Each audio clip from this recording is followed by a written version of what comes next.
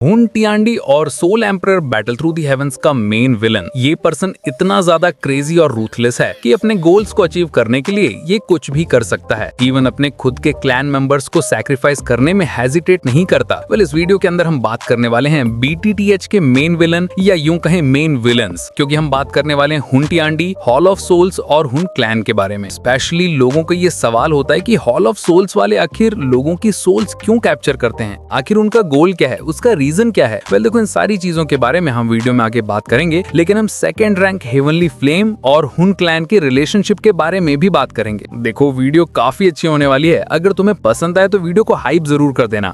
तो चलो बिना किसी देरी के वीडियो को स्टार्ट करते हैं। सबसे पहले बात करते हैं हॉल ऑफ सोल्स के बारे में कि ये लोग आखिर सोल्स क्यों कैप्चर करते हैं। देखो, हॉल ऑफ सोल्स हुन क्लैन का ही एक फैक्शन है जो हुन क्लैन ने बनाया है ताकि वो अपने काली करतूतों को कर सकें, यानी सोल कैप्चरिंग के लिए। हॉल ऑफ सोल्स एक मिस्टीरियस फोर्स है जिनका काम है पावरफुल लोगों की सोल्स कैप्चर करना। कई बार वो स्ट्रॉन्ग सोल्स को अपनी ऑर्गेनाइजेशन में रिक्रूट भी कर लेते हैं। सेंट्रल प्लेन्स में इनके कई सीक्रेट हॉल्स बने हुए हैं जहां कैप्चर्ड सोल्स को कैद करके रखा जाता है। इनके कुछ एक्सपर्ट्स खुद भी स्पिरिचुअल बॉडीज हैं। एग्जांपल प्रोटेक्टर टाई असल में एक इल्यूजनरी स्पिरिचुअल बॉडी था। हॉल ऑफ सोल्स के स्ट्रक्चर की बात करें तो सबसे नीचे होते हैं प्रोटेक्टर्स, उनके ऊपर आते हैं ऑनरेबल एल्डर्स और सबसे ऊपर होते हैं 9 तियांजुन, जो करंटली काफी देखने को मिल रहे हैं। इतना पावरफुल होने की वजह से हॉल ऑफ सोल्स को सेंट्रल प्लेन्स की टॉप ऑर्गेनाइजेशंस में गिना जाता है। अब बात करते हैं सोल कैप्चरिंग के बारे में। देखो, इसके दो रीजंस हैं। पहला तो कि तुम्हें पता होगा कि डाउडी क्लास में ब्रेक थ्रू करने के लिए तुम्हारी कल्टीवेशन एडवांस्ड 9 स्टार डाउशेंग होनी चाहिए और उसके साथ साथ तुम्हारी सोल कल्टीवेशन भी डी स्टेट पर होनी चाहिए। देखो, हुन क्लैन का जो लीडर है हुन टियांडी, उसकी डाउची कल्टीवेशन तो एडवांस्ड 9 स्टार डाउशेंग पर है और सोल स्टेट भी डी स्टेट पर है, लेकिन निहिलिटी डैवरिंग फ्लेम की सोल कल्टीवेशन डी स्टेट पर नहीं है, जिसके कारण हुन क्लैन ने हॉल ऑफ सोल्स को एस्टैब्लिश किया ताकि वो लोग सोल्स कैप्चर करें और उससे निहिलिटी डैवरिंग फ्लेम की सोल कल्टीवेशन बढ़ाएं और डी स्टेट पर ले जाएं। पहला रीजन तो यही है हॉल ऑफ सोल्स के बनने का, और दूसरे रीजन के बारे में भी हम बात करेंगे, लेकिन उससे पहले मैं तुम्हें हुन क्लैन और निहिलिटी डैवरिंग फ्लेम जो सेकंड रैंक हेवनली फ्लेम है उसका रिलेशनशिप बता देता हूँ। हुन टियांडी और निहिलिटी डैवरिंग फ्लेम का रिलेशनशिप सिंपल है। टुओशे एंशिएंट गॉड के सभी 8 जेड्स को हासिल करना और उसके बाद मैंशन को ओपन करना और डी टियर एम्ब्रियोनिक पिल को हासिल करना, और ये डी टियर एम्ब्रियोनिक की इंफॉर्मेशन निहिलिटी डैवरिंग फ्लेम ने हुन टियांडी को बताई थी।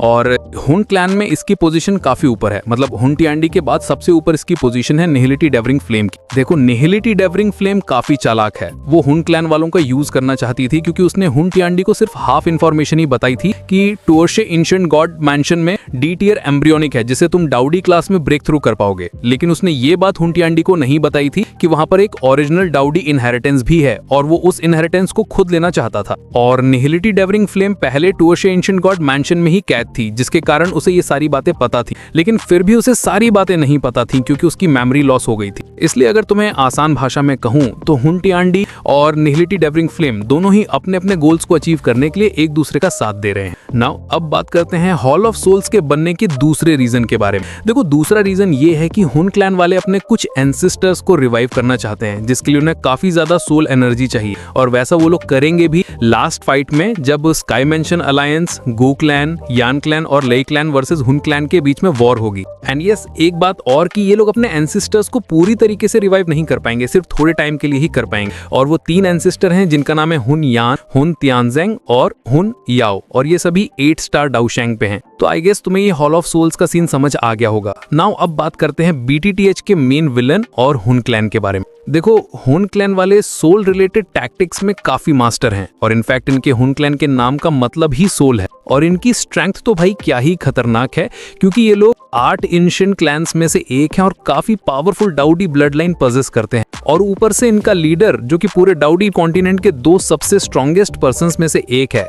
और इसके साथ साथ हुन क्लैन वालों के पास निहिलिटी डैवरिंग फ्लेम भी है जो हेवनली फ्लेम की लिस्ट में 2nd नंबर पर है, और इसकी डैवरिंग पावर क्या ही खतरनाक है। और क्लैन में निहिलिटी डैवरिंग फ्लेम और हुन टियांडी के बाद सबसे स्ट्रॉन्ग है 4 डीमन सेंट्स जिनका कल्टीवेशन लेवल 7 स्टार डाउशेंग पर, और हुन क्लैन वालों के पास एक टियर 9 मिस्टीरियस ग्रेड का एल्केमिस्ट भी है। और तुम्हें बात मैं बता दूं कि भाई टियर 9 को 3 हिस्सों में डिवाइड किया गया है, ट्रेजर, मिस्टीरियस और गोल्डन। और गोल्डन पे कोई पहुंच नहीं पाता है, इसलिए मिस्टीरियस ग्रेड को ही पिनैकल माना जाता है। और इस पर्सन को हमें यान क्लैन आर्क में दिखाया जाएगा। एंड बाय द वे कुछ लोगों का ये सवाल होता है कि हॉल ऑफ सोल्स का लीडर कौन है। देखो उसका लीडर जो है उसका नाम है हुन मिएसेंग, जो 5 स्टार डाउजुन है, और इसे हमें purifying demonic lotus flame arc में दिखाया जाएगा। देखो भाई, हुन क्लैन के स्ट्रॉन्गेस्ट हैं डाउगी कॉन्टिनेंट में, इस पर कोई डाउट नहीं है। और मैं तुम्हें लिख कर देता हूं कि अगर कोई दूसरा क्लैन है जो हुन क्लैन से सीधे सीधे टक्कर लेगा तो उसका जीतना इम्पॉसिबल है। मतलब हुन क्लैन की पावर हद से ज्यादा स्ट्रांग है करंटली,